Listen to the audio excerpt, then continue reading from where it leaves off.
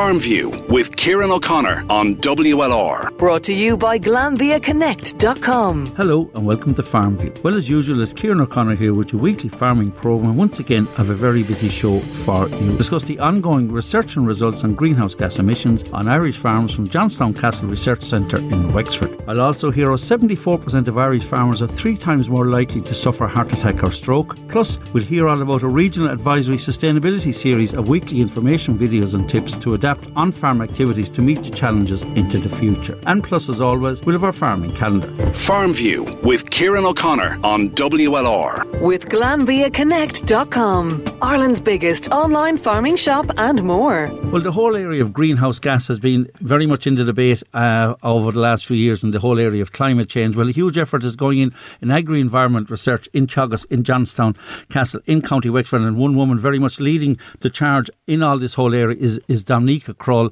She's very much in charge of publications as regards the whole area of reducing greenhouse gases and ammonia. Joined us on the line. Dominica, thanks for taking our call. Thank you very much for having me, Kieran. Delighted.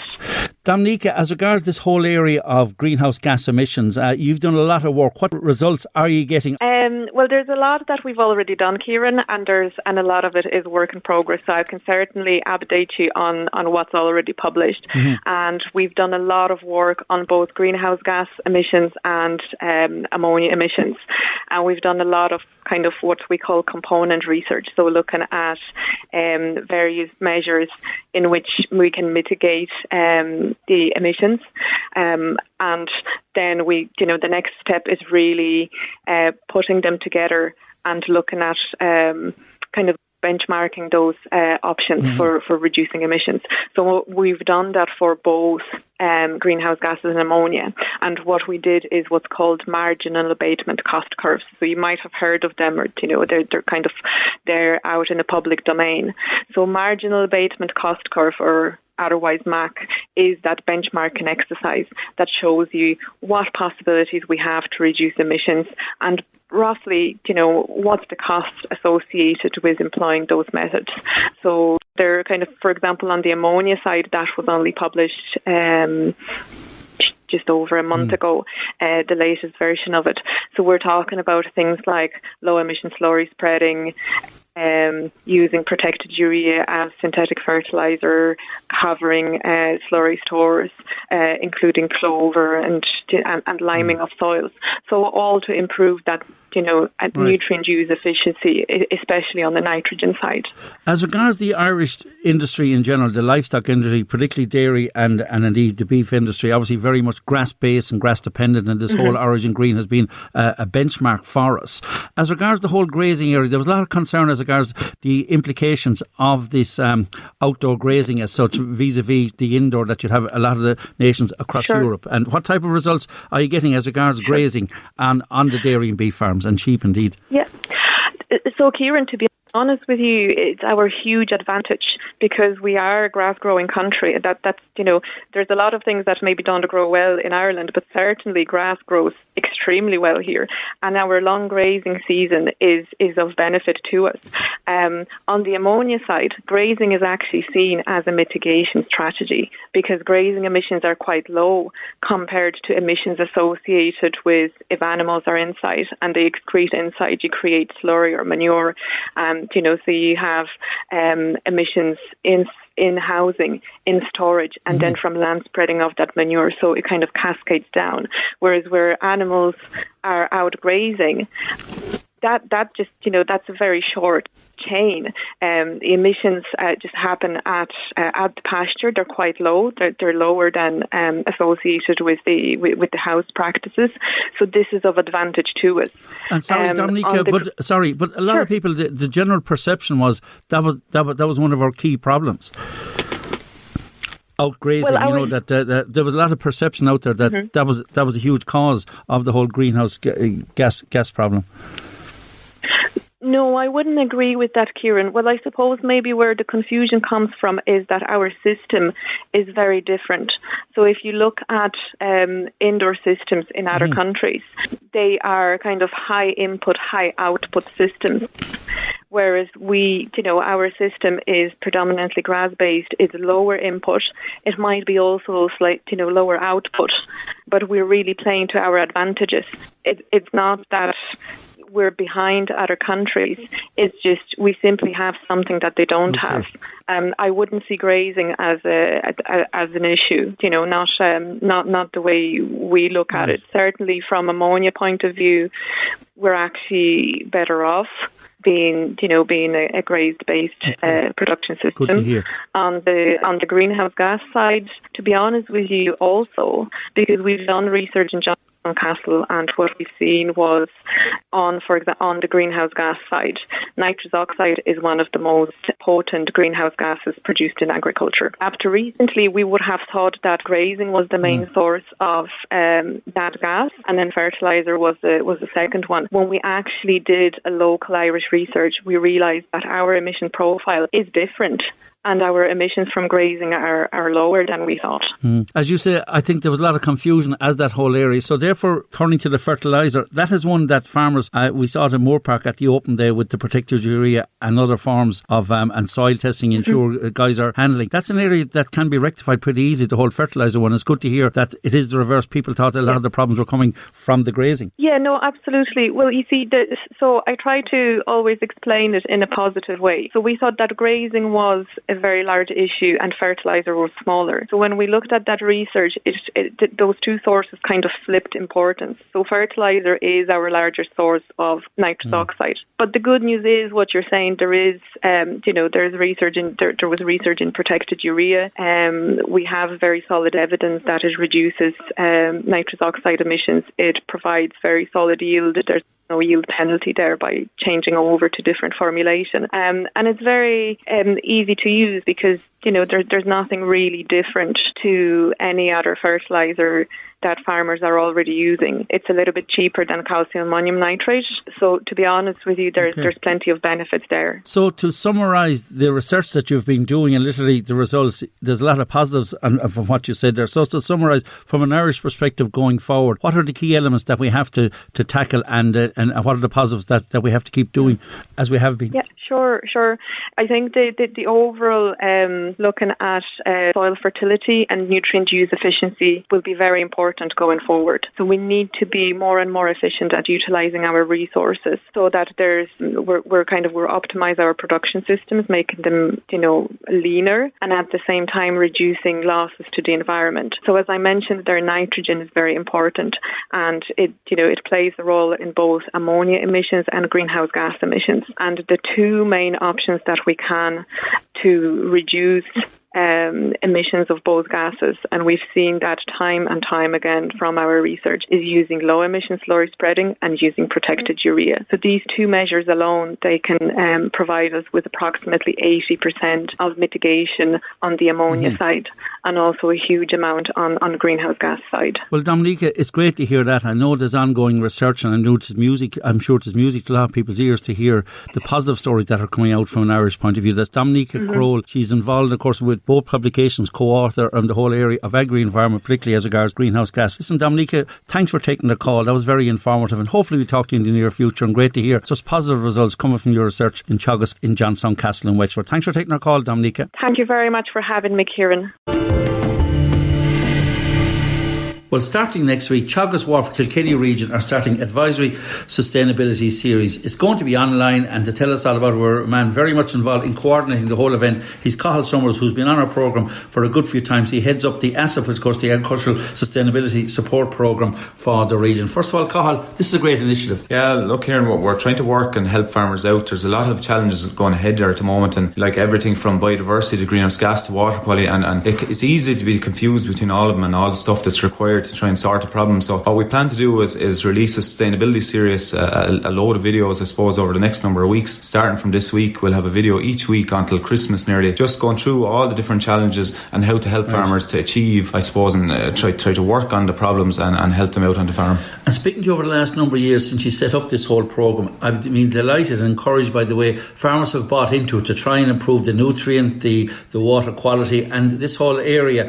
They're very much supportive of it. Yeah, look, farmers, like everyone else, all they want to know is, like, when they know there's challenges there, they want to know how do we go and tackle them. So they're very, very supportive, and they're just looking to us to give them a little dig out. And look, we're working very closely with farmers all the time, and they're really interested, and especially looking at the new technologies coming on board, like low emission spreading, protected urea, and really what's vital, I suppose, coming from the Department of Agriculture in the last year is how can we use our nitrogen more efficiently, and that's the big thing going forward, and that's what we're looking to try and help people with. Of course, you've mentioned several times about the catchment areas and the whole water quality. I know you've worked a lot in the Waterford region, getting good support. But guys, as regards soil testing, it all goes back to, and indeed the whole area of biodiversity. So as regards these videos, will you be touching all of these each week? Will it be a different theme each week? Yeah, different theme each week. So the first couple of weeks we're going to cover the ASAP service. So that's the service that I'm involved in that's working on water quality. So we'll have a video on what the service is, just to let people know if you haven't heard of the service before. We also have maybe a testimonial from a Waterford farmer, and also then just every time I go to a meeting, farmers are really interested in a kick sample, and what a kick sample is, how to identify the water quality of a river. So we'll have a full video on that, just to let people know how that's done, and a fella called Philip Murphy from the local authorities water programme is going to run through that. And then the last couple of videos then running up to Christmas is on protected urea, low emission spreading. There's one also on nutrient management, so going back to your soil tests and getting the best out of your farm. And also then we'll show it, there's one it's up and coming on farm roadways. There's requirements for all farmers to look at sorting out the roadways so that they're not running into water. I'm delighted before we came on here, Carl, you mentioned that you're going to have some farmer experience and farmers on, because farmers like listening to farmers and to see farmers, and having had several openings this year online, be it at Heron's Farm and indeed Shane Fitzgerald's farm down in Portlaw. They've really embraced it, and farmers like to see farmers embracing this whole area themselves. Yeah, for sure. Look, it's one thing about me and you sitting here and talking about this, but we do in a couple of the videos, we have farmers talking about their experience of protected urea and their experience of low emission spreading and how they found it. So like there's no better person to listen to someone's using it already, so to tell you if it works or if it doesn't. So I mentioned earlier about the water quality. You had a lot of work on in the Rathgormack Clonea area, around Dungarvan, up in Tallow. Now you're moving down to the Galtier, Waterford Estuary area. What type of feedback are you getting, and where are you currently on that, or has it all been a lot of it stalled because of COVID? Yeah, we're seriously have to be installed at the moment with COVID, because I suppose we're in level 5 at present, and at the moment we're not really meant to be out visiting, so we're trying to stay away from people. But I am in contact with people. I have been working a lot in Dungarvan over the last few months, very heavily, visiting a lot of farmers around Dungarvan and getting really good feedback from them, and positive, and people are putting really good stuff in place and working with me. And what's really nice that's starting to happen, I suppose people are starting to realise the services available around the county, is people are starting to pick up the phone if they think they're in one of our priority areas for action, and give me a shout if there's an issue or if they think I can help them. Also doing a bit of work in Tallow there at the moment as well, and look, really hoping to get in around the south of the city over into the next few months anyway, if we're allowed.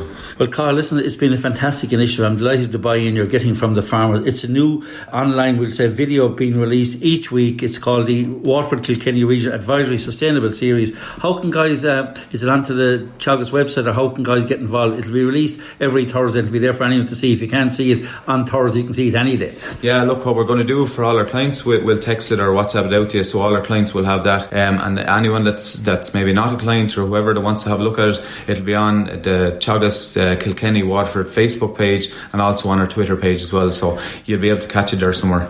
Carl Summers, of course, the ASAP coordinator for this area, of course the whole area of agricultural sustainability support. Listen, well done, keep it up, and best of luck with this series. It's very innovative, particularly during COVID. A video being released each week and starting this Thursday, and best of luck over the next 7 weeks. Thanks very much, Karen. Farmview with Kieran O'Connor on WLR. With GlanbiaConnect.com. Thousands of products in the palm of your hand. And you're welcome back to part 2 of Farmview. Now let's have a look at some ideas from our farming calendar. First of all, turning to our market, still up and running, and great opportunity to purchase local farm fresh artisan products every week. This Saturday, Waterford Farmers Market, John Roberts Square, as well as the Farmers Market in Stradbally every Saturday morning from 10 until 1. On Thursdays, it's Dungarvan Farmers Market, Grattan Square in Dungarvan, running from 9 until 2, and running as usual every Thursday morning. While on Friday mornings, don't forget Dungarvan Country Markets are now trading at the Abbey Side Scouts Den every Friday morning from 9 until 1. And also we've a note in to tell us that's great to hear year that Waterford Country Markets in St Olave's Hall will be returning on Friday week. Now, our marts are up and running, of course, due to COVID level 5 restrictions. Don't forget that they're all running online now, with Dungarvan Mart, of course, every Monday morning, with cattle and calf sales every Monday morning from 11, with a weaning sale on Thursday next at 11, while Waterford Ross Mart run every Saturday from 10 o'clock with their weekly winning sales every Monday evening from 5:30. And don't forget, all marts now online at livestocklive.com. Jerome Foley is on to tell us that the Shannakill Equestrian Centre in Kilmac, well, their autumn pony training series continues this Sunday morning at 11 under strict COVID protocol. As regards farm safety, a very important farm safety half-day training course has been organised by Mobile Training. It will take place in the Medeligo Community Centre on Thursday the 10th of December at 7 p.m. All COVID guidelines strictly adhered to, and don't forget, for more information you can look up mobiletraining.ie. And finally, on our point to point front, this weekend, this Sunday, with the autumn point to point continues with the West Waterford Hunts point to point at Boulter and Tallow, while also on Sunday with the Killinnick point to point in Wexford. Farmview with Kieran O'Connor on WLR. With GlanbiaConnect.com, Ireland's biggest online farming shop and more. Well, 74% of farmers are 3 times more likely to get heart attacks or stroke. That's the frightening statistic of a recent survey carried out by Teagasc. It's called Farmers Have Hearts. It's a cardiovascular health programme published in the autumn edition of Teagasc Research. And we're joined on the line by a man very much involved in that whole area. He's the Health and Safety Officer for Teagasc nationally from Kildalton College, John McNamara. John, welcome to our programme. Thank you for having me, Kieran. John, that's a frightening statistic. 74% of farmers 3 times more likely to get heart attack and stroke. Oh, well, I'll be quite honest. It's an honest figure. There is a misconception among farmers about health. Farmers tend to think that they're healthy because they're out in the fresh air and they get lots of exercise and that. But the reality is, the facts and figures show something different. So we have a really big study going on at the moment, and we have worked with 868 dairy and cattle farmers across the whole southeast. What you've outlined there is what we found. 74% of farmers had 4 or more risk factors for cardiovascular disease. Now, John, you actually carried it out at Mart's and the Glanbia branches right throughout the southeast, as you mentioned. When you break it down, what were the main reasons? Was it lack of exercise? Was it overweight? Was it diet, or a combination of all 3? Yes. No. Firstly, I'd like to thank each of the farmers who participated in the study. I think it is really helpful. The main problems were lack of going to the doctor would be a major one, but waist circumference and overweight. That's yes. 86% of cases. High cholesterol, high blood pressure, physical activity, those sort of things. Mental health, that sort of thing.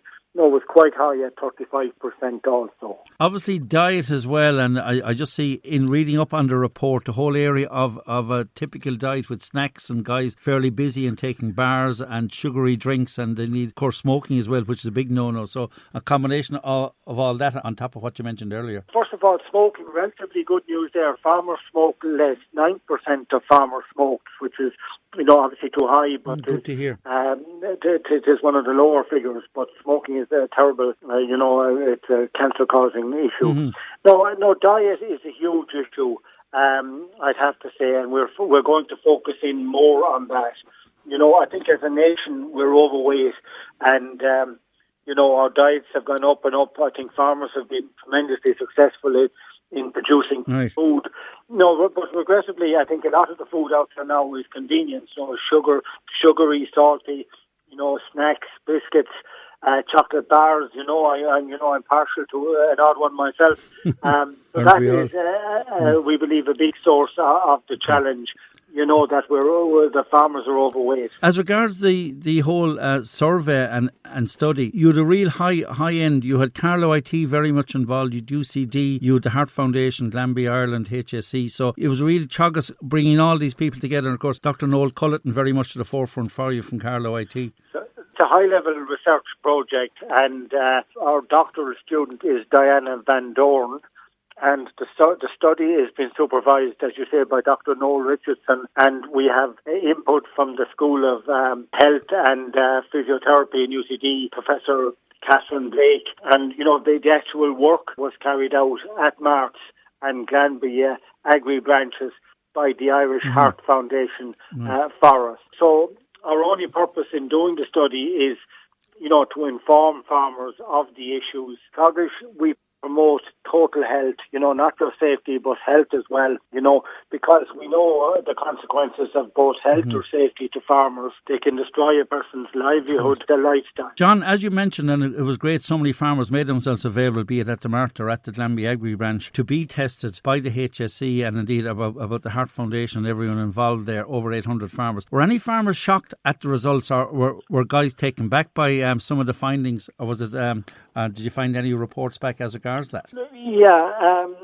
no, there's ethics involved in this, but basically the Heart Foundation provided excellent nurses, and we've got tremendous feedback from the service that was provided. Now, in a number of cases, yes, farmers got a shock, and they were encouraged to attend their family doctor as soon as possible. Now, I should say as well that, we have followed up with an experiment. We are using a health coach with some farmers, one group of farmers. We're using texting with another group of farmers, and we're using both health coach and texting with a third group of farmers. And with a fourth group, we just have a control. That experimental phase has now been completed, and we're analysing the results. We're looking for a solution, as it were, how we can help farmers to improve their health. And we will be publishing another study on that maybe around the middle of next year. Well, John, listen, keep us posted on that. I think it's a fantastic initiative. Well done to you and Teagasc, the Heart Foundation, the Carlow IT, as you mentioned, the Marts and indeed Glanbia Ireland, for rowing in behind it, because it's a very important one. We mentioned farm safety a lot, but of course farmer health is hugely important, and that staggering statistic of 74% of farmers 3 times more likely to get a heart attack or stroke is really frightening indeed. John McNamara, of course, Health and Safety Officer at Teagasc. John, thanks for taking our call. Well done with the survey, and keep us posted when you have the phase 2 of that whole survey and any more information as this whole area of farmer health. And thanks for taking our call. Thank you. Well, before I go on the racing and point-to-point front, good week again for local Waterford connections cross-channel. With wins for young Dungarvan jock Niall Hula at Fontwell, as well as a big win at Cheltenham for Knockeen Butlerstown trainer Henry de Bromhead. Back home, with wins for Dungarvan jock Trevor Whelan at Dundalk, and Knockeen Butlerstown trainer Henry de Bromhead had a nice winner at Punchestown and followed up with a good winner at Limerick, where, would you believe, we'd 3 Waterford local connections, with Henry de Bromhead in the winners' enclosure. Dungarvan trainer John Queally also had a nice winner, along with Kappa trainer Declan Queally as well. So great day all round at Limerick. While on the point-to-point front, well-known Dungarvan vet and owner breeder Walter Connors had a good winner at Thurles. Well, that's my lot for this week's programme. Once again, my thanks to Sean and Ollie for all their help in putting this week's programme together. So stay safe, keep up the protocol, and hopefully I'll have your company again same time next week. Farmview with Kieran O'Connor on WLR. With GlanbiaConnect.com. Thousands of products in the palm of your hand.